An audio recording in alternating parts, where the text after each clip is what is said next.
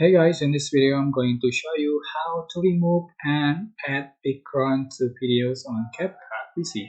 So let me show you how. First, you are just going to prepare the background you like. You can download the background from Google or another apps.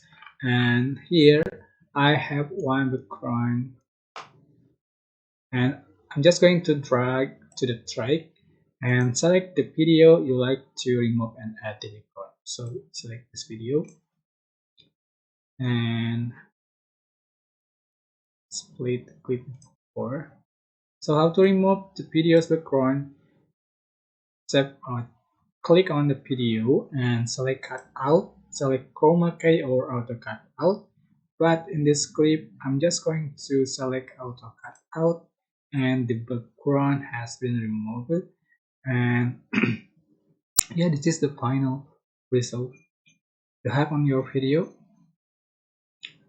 I hope this tutorial was helpful for you. Don't forget to like, comment, share, and also subscribe. If you have any question, please leave it in the comment section down below. Thank you so much for watching.